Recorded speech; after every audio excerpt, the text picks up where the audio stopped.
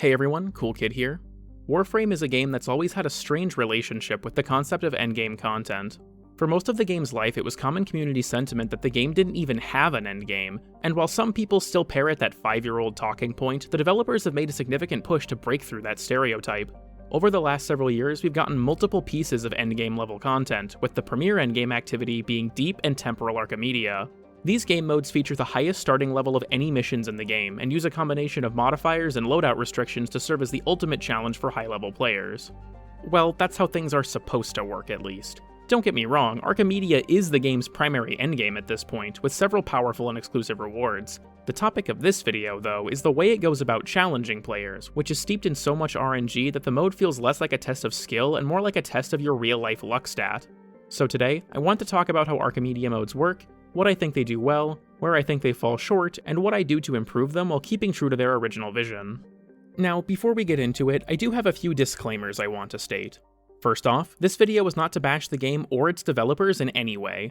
I don't think that I can make the game better than DE, I just feel like their approach to this type of content is flawed and I want to provide feedback on it. This video will be critical, sure, but I'm making it because I genuinely love this game and I want it to be the best it can be. Considering that endgame content was the #1 request on the 2024 player feedback survey, it's very likely we'll see more content like this, so I want to get my thoughts out there now. You're entirely welcome to disagree with my feelings on this topic, but I ask you both hear my arguments out and respond to them in a civil and constructive manner. The last thing I want to preemptively mention is that this video will undoubtedly have lots of comments saying that I don't like the system because I'm bad at the game, and that's not the reason at all. I do both kinds of Archimedea solo regularly. This content was designed for LR5 players like me, but that doesn't mean that I think it's well designed, even if I can do it consistently in the most brutal conditions possible. Playing primarily solo does make me somewhat biased when it comes to my critiques, but I'm going to do my best to correct for that blind spot and bring up how my complaints apply in squad play as well. Okay, with all of that out of the way, let's get into how the Archimedea modes work so we can have a solid foundation to work with. If you know how these modes work, jump to the timestamp on screen now. I just want to make sure we're all on the same page. Like I mentioned earlier, there are two different Archimedea modes, Deep Archimedea within Albric's Labs, and Temporal Archimedea in the city-state of Hulvania. Because Deep Archimedea is the original and the simpler of the two, let's explain how it works first. So, each week, players can talk to the Necroloid to view that week's Deep Archimedea, paying 2 Netrocell search pulses to unlock it. Deep Archimedea is made up of several moving parts, so let's go through those now. First and foremost, 3 mission types are selected in a random order, and these missions must be completed in sequence, with each completed mission granting progressively better rewards. If you fail in one mission, you have to go through all of the missions again, so failure carries a heavy price. You will keep all rewards you've earned up to the point you failed, but you won't earn them again on repeat playthroughs of sections you've already completed. The base level for these missions is a whopping 250, which is higher than almost anywhere else in the game. On top of that, this mode has several fundamental mechanical changes that make it more challenging. The first is Empowered Enemies, where enemies gain 100% more health and shields, plus an additional 50% per squad mate. This means that when playing solo, enemies have the normal Steel Path modifier amount of 150%, but in a full squad, they're double that at 300%. The next set of restrictions are placed on respawning, and there are quite a few. First and foremost, Tenno cannot self-revive, instead needing a teammate, companion, or deathgate mechanic to get back up. Activating Last Gasp can also be used as a form of self-revive, but each time it's used, the initial timer of Last Gasp is reduced by 2 seconds, meaning you have less time than normal to get the kills required to self-res. Similarly, each time a player goes down, their bleed-out timer is reduced, going all the way down to a mere 5 seconds at max reduction. Lastly, if a player actually dies, then a Void Angel will spawn with that player's glyph. Defeating the Void Angel will resurrect the dead player, and fortunately the Void segment of the boss fight isn't required. If a player is dead for longer than 3 minutes, they'll receive what's called a Mortis Strike, and after 3 strikes, that player can no longer earn rewards for the remainder of the run. Any rewards earned prior to the 3 strikes are kept, but new rewards can't be earned. The last fundamental change to the mode restricts the use of team consumable gear items, like energy and ammo pads. These gain a 3-minute cooldown on each use, and this cooldown is shared between all sizes of the restore, so you can't use a large energy pizza and then throw down a small or medium one to bypass the cooldown. Alright, now let's look at the missions themselves. In addition to the high base level, these missions have 2 new mechanics, deviations and risk variables. Deviations are modifiers that are generally game mode specific, and risk variables are modifiers that can appear in any game mode, even being able to appear multiple times in one run across different missions in that run. To break it down further, deviations normally make some kind of fundamental change to how a game mode works in a mission, whereas risk variables are more general modifiers applicable anywhere. Examples of deviations include Alchemical Invulnerability, where enemies can spawn with elemental barriers that require Amphors to remove, Glyph Inflation, where double the amount of Phosphine glyphs are needed to heal the Mirror Defense objective, and Double Demolisher, where 2 Necromech Demolishers spawn for each Disruption conduit. As you can see, these modifiers are pretty inseparable from the game modes they appear in. Risk variable examples include Hostile Regeneration, where enemies slowly regenerate health, Bolstered Belligerence, where all enemies in a mission gain 50% of their max health as Overguard, and Vampiric Liminus, where players are followed by invincible Liminus enemies who drain health and energy when they're close. Under normal circumstances, each mission has 1 deviation and 1 risk variable, but if the player opts into Elite Deep Archimedea, this increases to 2 risk variables per mission, on top of increasing the base level to 375. You might notice that when I enable Elite Archimedea, this bar at the bottom of the menu changes. What's up with that? Well, this meter tracks what are called research points, which determine the quality and quantity of rewards that player will receive when completing missions. Mission completions grant 1 point in normal Archimedea and 4 in Elite, with the final mission granting 5 points in Elite only. The more points you have throughout your run, the better and more numerous your rewards will be. So how do we increase the research point meter? Well, this ties into the final mechanic, individual parameters.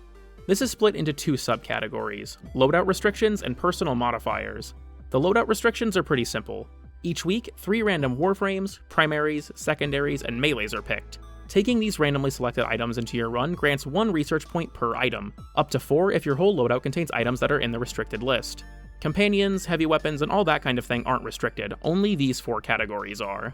Personal modifiers are similar to the deviations and risk factors, but they affect the player directly and persist throughout all 3 missions of the run. Up to 4 can be taken, with each modifier granting 1 research point. Examples of personal modifiers include Undersupplied, where ammo reserves are reduced by 75%, Lethargic Shields, where shield recharge delay is increased by 500%, Energy Exhaustion, where the player loses 2 energy per second for every enemy within 10 meters, and Powerless, where all abilities are disabled until the squad has killed 50 enemies. So then, you'll want to select Elite and take every modifier and loadout restriction for the best rewards, right? Well, that's technically true, but Deep Archimedea has a nice feature built in. Complying with every individual parameter gets you every single reward in Elite, but you can forego one of them and only miss out on 50 Phosphor. This gives you a bit of wiggle room where you can drop a particularly detrimental modifier, or take every modifier and freely pick one option in your loadout. It's a useful quirk that gives the player a bit of breathing room, which I find really valuable. This mode has various reward tiers that are based on how many points you earn, with these essentially being slightly different drop tables. The earliest and lowest point requirements are silver rewards, which are subject to the most RNG. Gold rewards are middle of the pack and have better odds of good items, and the final diamond reward tier grants 1 very valuable item guaranteed. For Deep Archimedea, the items up for grabs are melee arcane adapters, Archon shards, Tau Forged Archon shards, and the legendary melee arcanes Duplicate and Crescendo. So, now that you've got a grasp on the fundamentals, let's head over to Hulvania Central Mall and talk to Kaya Velasco, who hosts this area's unique spin on the mode, Temporal Archimedea. Temporal Archimedea is very similar to Deep Archimedea in many ways, with the same 3-mission structure and individual parameters to worry about. Honestly, the main difference up front is the difference in factions and mission types, but there's more to it than that. Fundamentally, the mode starts at level 350, or 475 for Elite. Player deaths are also no longer met by a Void Angel, but instead by Resurgence tokens, which can drop from enemies while a player is dead. This system is similar to Arbitrations, where each Resurgence token held reduces player health and drains energy. 5 tokens are needed to revive a player, and these tokens can be carried by one person or split up across the squad. Taking these tokens to a dedicated terminal and hacking it will revive the dead player and remove all excess Resurgence tokens. Other respawn and death modifiers, like the reducing bleed out timer and mortar strike system, still apply in Temporal Archimedea. Alright, now on to our first big change, the Peely Picks system. These are stickers that are earned in packs, either by completing runs with a certain point threshold or buying them from Kaya with Pix chips, the currency earned in Temporal Archimedea runs. Peely Picks correspond to positive modifiers that can be placed on each individual mission in a run, though only 1 mission per run can receive a particular Peely Picks. So, for example, if I use Panic Call on the first mission of a run, I can't use it on the second or third mission. As you open packs of Peely Picks, duplicates can be earned, which will make progress towards leveling up your existing Peely Picks. 1 copy of a sticker makes it regular, 5 make it sparkly, and 10 make it chromatic.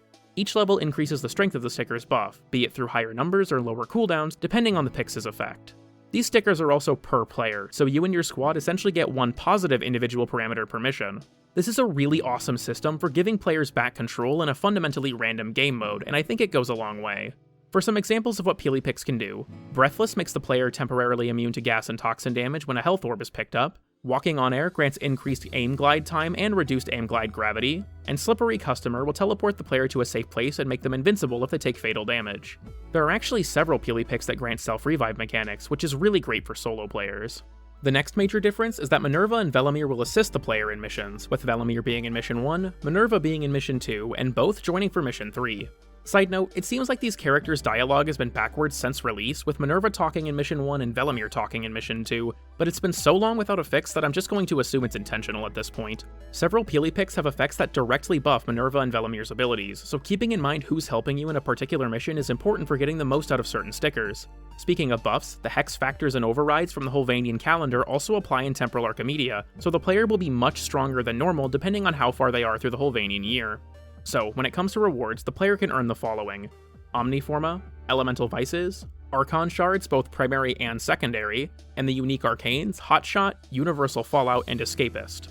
In place of Phosphor, the player instead earns the aforementioned Pix chips, which in addition to buying more Peely Pix packs can also be used to buy one of each arcane per week.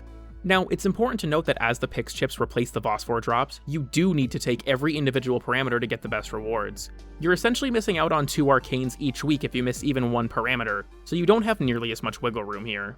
One last thing I want to mention is that even with all these layers of randomness, there are several loadout choices the player can control: operator equipment in Focus School, companion, gear items like heavy weapons and specters, and even necromechs in EDA, or ETA if you use vintage tech.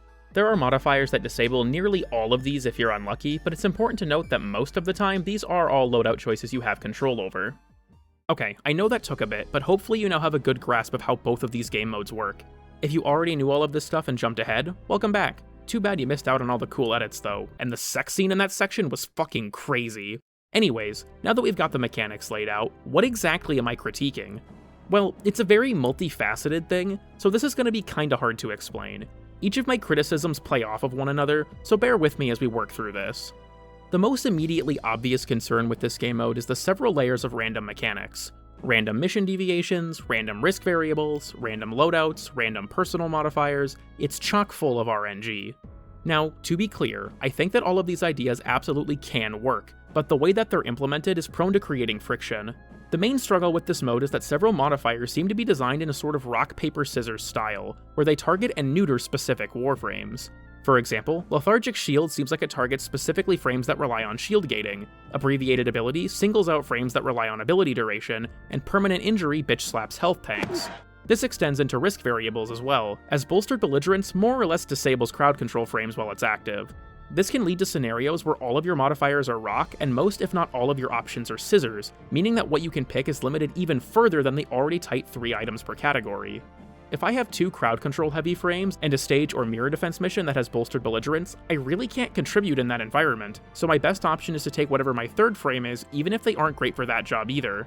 Not to mention that you can roll items you don't actually own, so it's possible your options might be even further limited, which is really suffocating for players who haven't dumped 1,000 hours into grinding and building every weapon and warframe in the game.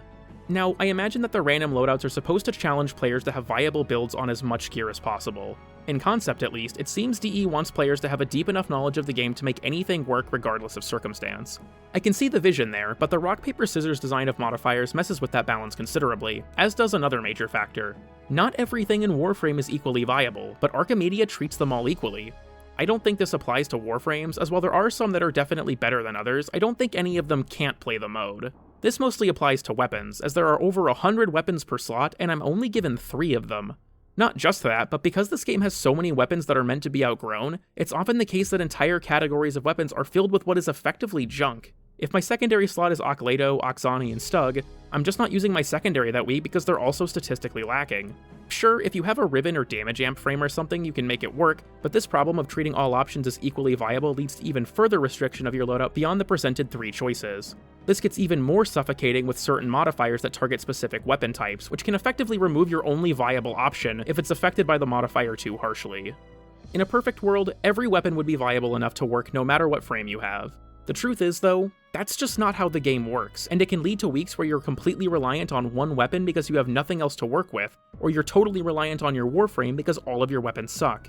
Even worse, if your roll is especially bad, you might find yourself in a situation with no good options, having frames that are all crushed by that week's modifiers and mission types, and weapons that aren't strong enough to counterbalance that fact. It takes bad luck, sure, but it does happen, and the weeks where you're in that situation just aren't fun. If you play solo like I do, then you're pulling out every cheese in the book to get through sometimes, and if you're playing in a squad, then you're relying on other players to carry you while making little impact on the mission yourself, both of which aren't really enjoyable scenarios.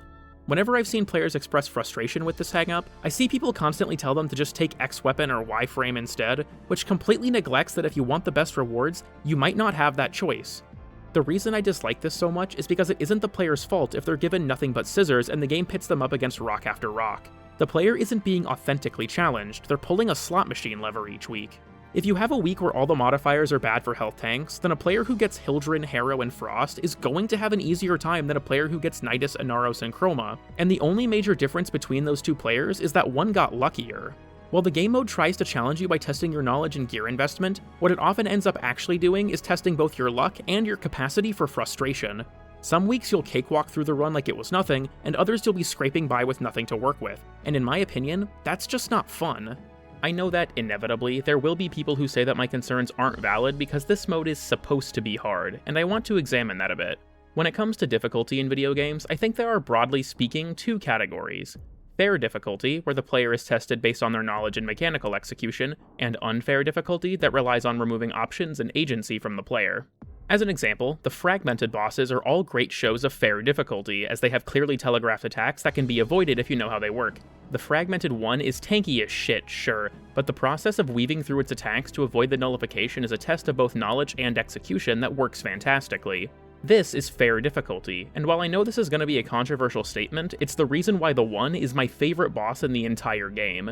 Contrast this with EDA and ETA where the difficulty is derived from restriction and randomness, and you'll see a stark contrast. The fragmented one is a puzzle that players are meant to solve with experimentation and observation, testing loadout combinations and learning the boss's cues to overcome the challenge. On the other end of the scale, we have EDA and ETA, which largely throw that agency to the wind to prescribe that difficulty for you. That's ultimately the issue here for me. It's not necessarily the difficulty that's random, it's the fairness that's random, and even beyond that, it's the fun that's random. When the RNG strikes just right and I get a balance of modifiers and options that play well off of each other, I have a lot of fun, but there are plenty of weeks where that's just not the case. I think the skeleton for a good mode is here, but its implementation is a blast some weeks and a nightmare others. The primary difference in difficulty and enjoyment between players often comes down to the luck of their loadout draw, and I don't think that's a sustainable endgame model. Here's the critical question though. If we don't rely on these random mechanics, how do we make this endgame mode hard? No, seriously, how do we make this game mode hard? When you're given control of your loadout, even full Modifier Archimedea is a pushover for an experienced player.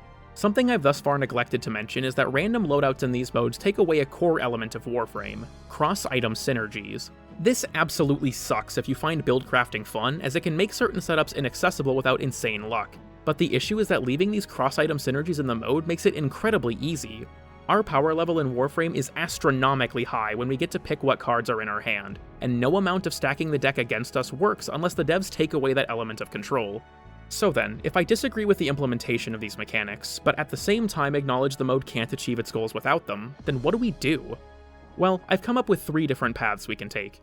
Allow the player to reroll their options, ditch the random loadouts and rely solely on modifiers, or alter the random loadouts and modifiers to be more fair. So let's start with the first path, rerolling. My idea here is pretty simple. Every day, the player will earn a reroll token, with these stacking each day up until they're cleared at weekly reset. A reroll token can be used on any category to reroll the options present in that row, so if you have a category that has nothing good in it, you can hit the slot machine again and hope Saturn is in retrograde or whatever the fuck. Now, this idea would be easy to implement and it would serve its purpose, but it feels like a band-aid more than an actual solution. I take this over the current system, sure, but I'd much rather explore more robust solutions that alter the design of the mode to be more consistently enjoyable instead of relying solely on layers of pure RNG. So let's talk about a solution that pulls out much of the mode's RNG, focusing on modifiers. I've mentioned already that the current modifier system feels like several modifiers target specific Warframe archetypes, which really sucks when your loadout is randomized, but it works totally fine if you're free to pick what you want. If I get hit with a modifier that hurts my ability to health tank, I just won't play a frame that does that. If I get modifiers that hurt my ammo economy, I'll rely on my melee. If I get modifiers that hurt my melee, I'll rely on my guns. And if all the modifiers hurt my weapons, then I'll pick a frame with strong damage abilities. In this context, the Redditors that tell you to just take X weapon or Y frame would actually have a point, which would be the first time in history a Redditor was ever right about anything. If we were to pursue this route, then I think the missions would need considerably more modifiers to make up for the increase in power we get by picking what we want, but the existing design of the modifiers can be used to naturally push the player away from certain options. We could even add more modifiers that restrict specific playstyles to further push players to dig through their arsenal and find gear that is affected by these modifiers as little as possible. For some examples I came up with, Incarnon weapons can't transform, critical or status chance is significantly reduced, power strength is considerably reduced, and so on. I don't think it's a perfect solution, and I still think the mode would ultimately end up being easy with how strong several top-tier frames are, but it would be a solid compromise for making the mode challenging while reducing elements of luck and giving players back the freedom of choice that makes Warframe's loadout system so enticing.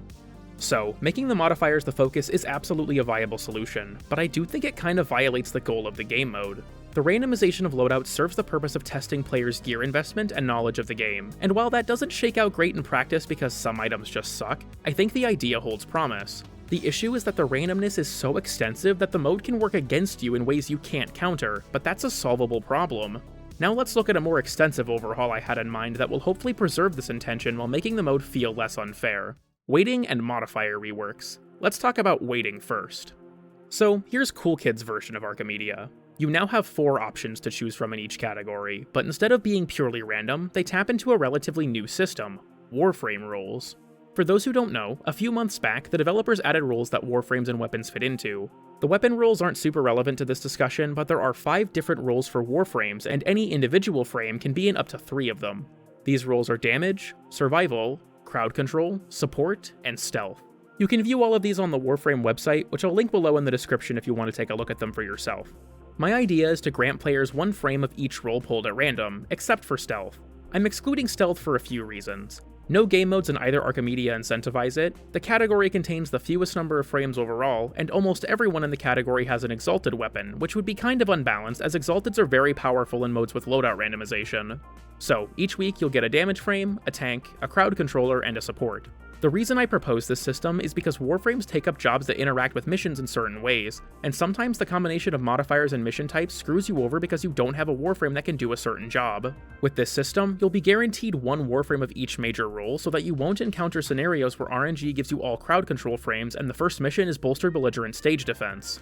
A whole new column of options is also just 33% more stuff to pick, which will help naturally make the randomness easier to deal with as well. Now, if we're going to implement this role-weighted randomness, I think the system does need some changes to work more smoothly. First up, if we're excluding stealth, then Loki and Avara need secondary categories as they're both only in the stealth role. For Loki, I'd add crowd control on account of decoy and radial disarm, and for Avara, I'd add damage on account of navigator and Artemis bow. I mentioned earlier that frames can occupy up to 3 roles, but I feel like that's too many. If a frame occupies 3 roles, that gives them a disproportionate chance to appear within this system, so I'd cut frames down to 2 roles at most. Some of these are already pretty weird, like Dante being damage, support, and survival. The thing that makes him tanky is also the thing that makes him a support, so why does he need both categories? Lots of frames do a bit of everything, so nailing down the strongest parts of their identity and making sure they're distributed in such a way that you're not seeing certain Warframes constantly is important. I'd also do another pass on what frames are in what roles just to spread the options out more evenly.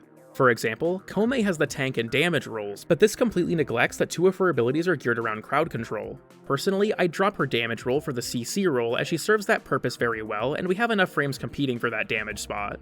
It would also be helpful to find frames that occupy only 1 role and give them secondary roles as well, like adding crowd control to Wisp on account of Shock Mote and Breach Surge, or giving damage to Banshee because of how insanely strong Sonar is. There's a lot of weird stuff in here honestly, like Necros being only CC when Desecrate and Terrify make him a solid support, and Mag only being CC despite having very strong damage amplification. Wait, why are Nova and Zaku only damage and not crowd control? Volt isn't CC but he's a support? Some of these decisions are strange, I'm not gonna lie. By making each frame have 2 roles at minimum, we'd make it less likely that they're never seen because frames with more roles stomp on their odds of appearing. That, and Warframe kits are so complex that just 1 role pretty much never adequately describes them. With a bit of fine-tuning, I think that this role system could be a great way to balance out the randomness of the mode by ensuring you always have 1 of each tool in your arsenal. That way, you're never in a situation where every mission is a nail and you're left without a hammer. So, that's the primary fundamental change I'd make. 1 Warframe per role, minus stealth, to help weigh the player's options. Now, this next change is one that's a bit more tenuous, but I think it has potential. Instead of having 4 weapons in each category that are shared across all frames, each Warframe rolls its own weapons separately from others. This way, even if you get frames that might struggle, you'll have more opportunities to get weapons that can hold their own. This could also create scenarios where you have to choose between an unsuited frame with a very powerful weapon, or a frame that brings helpful abilities but has weak weaponry, which I think would be interesting. Like I said, I know this idea will be somewhat divisive, and I don't think it's needed by any means, but because of how wildly the effectiveness of certain weapons varies, I think it would be a valuable addition.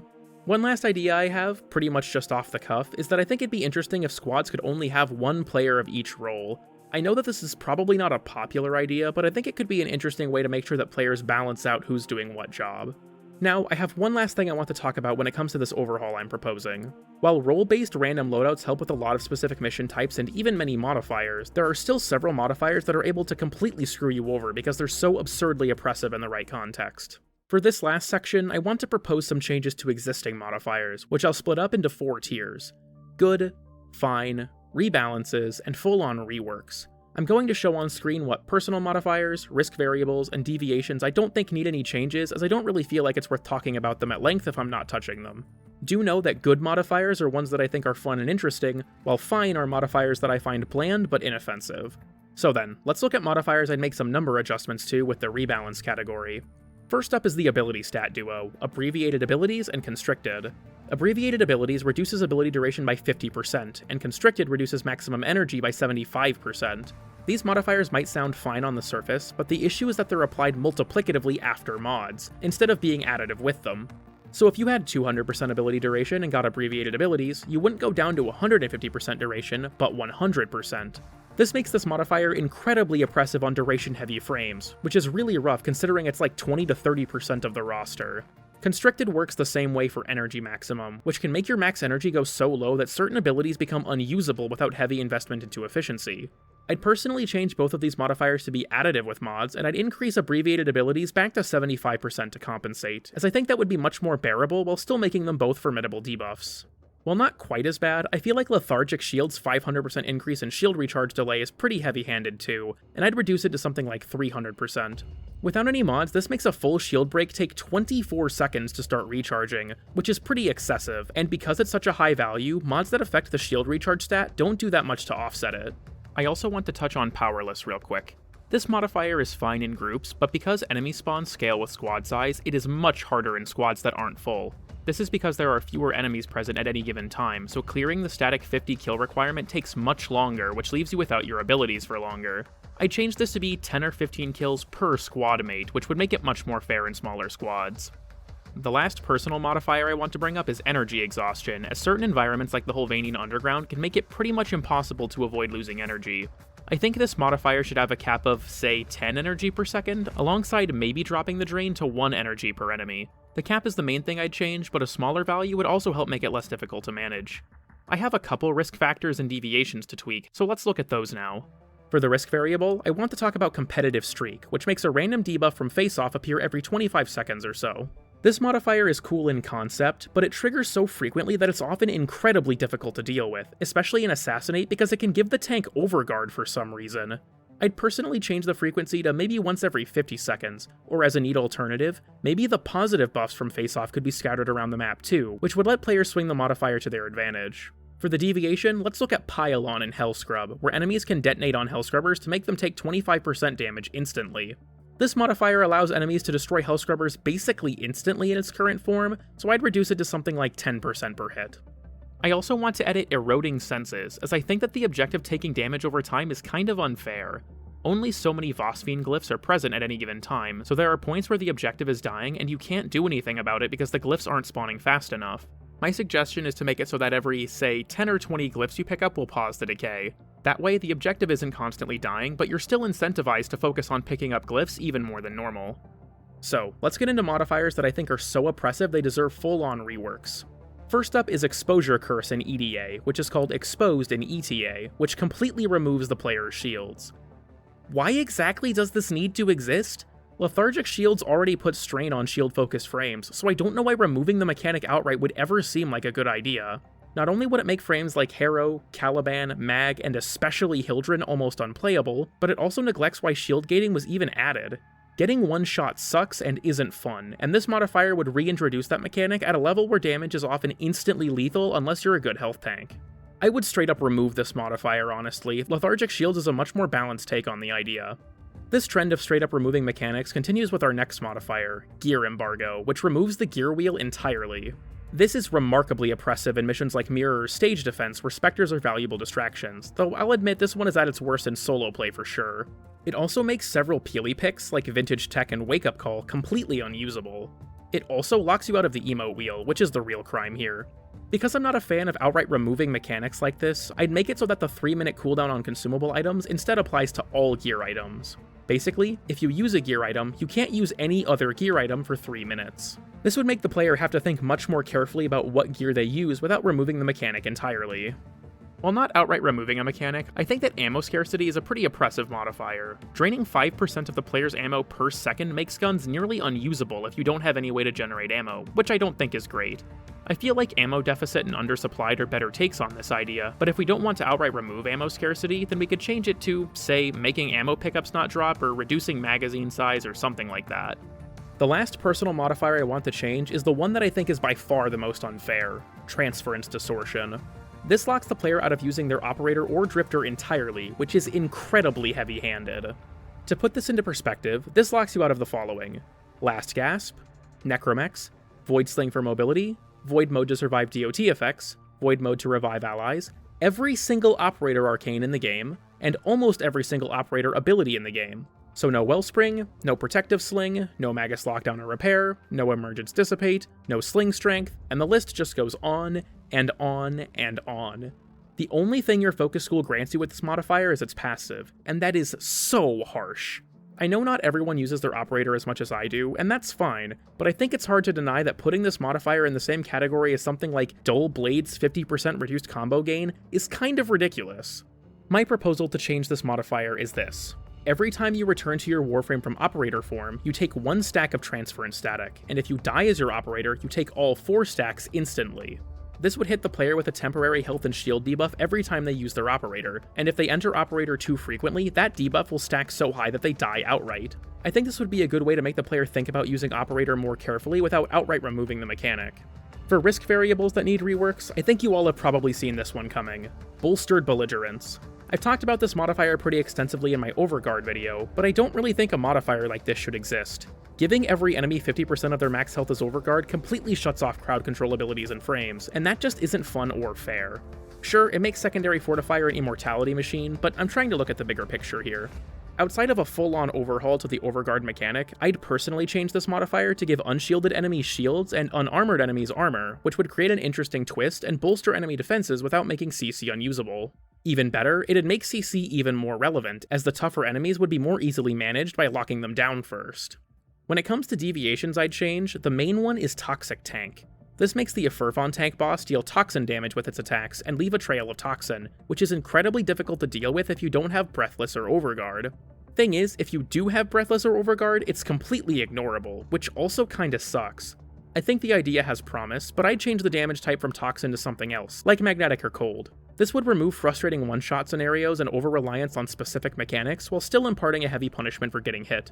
This doesn't fix Overguard just ignoring the modifier, but Overguard ignores like half the modifiers in this mode, so that's nothing new.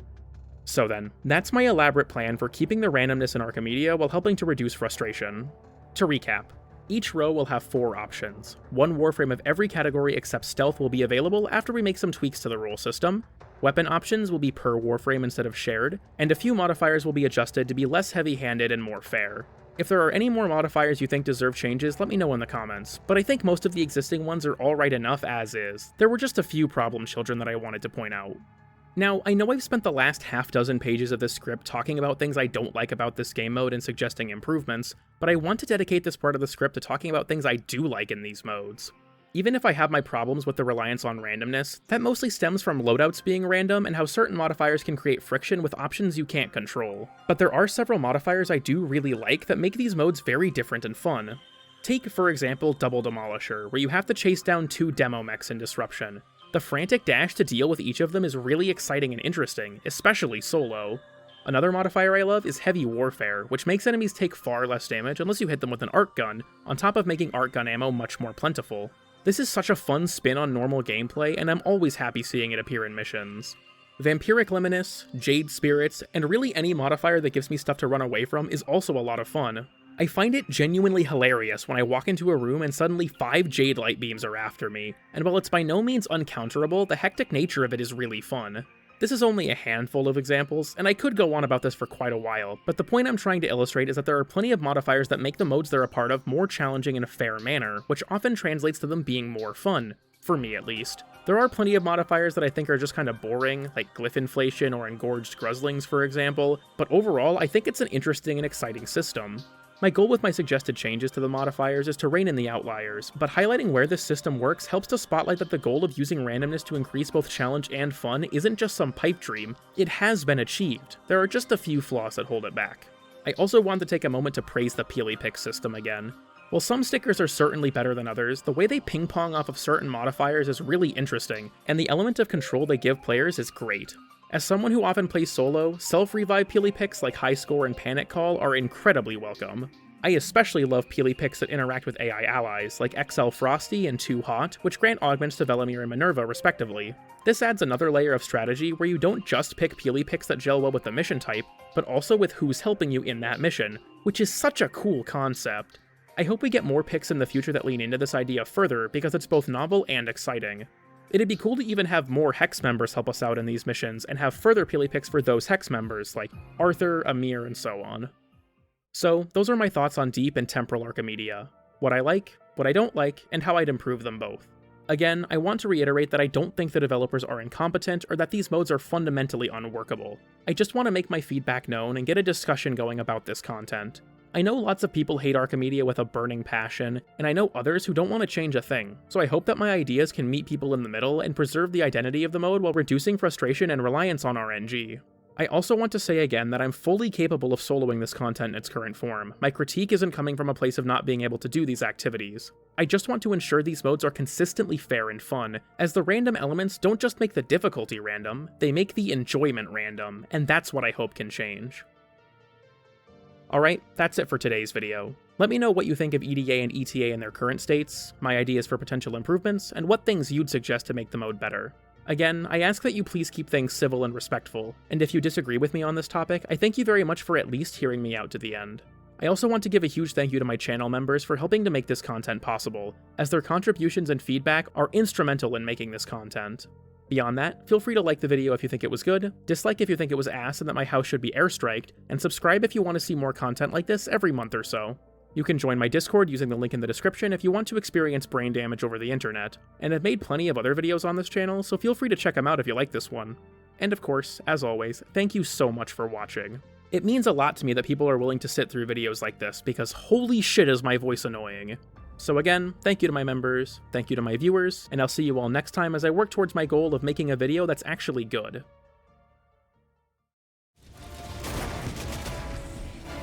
What the fuck? Did he just die of a heart attack?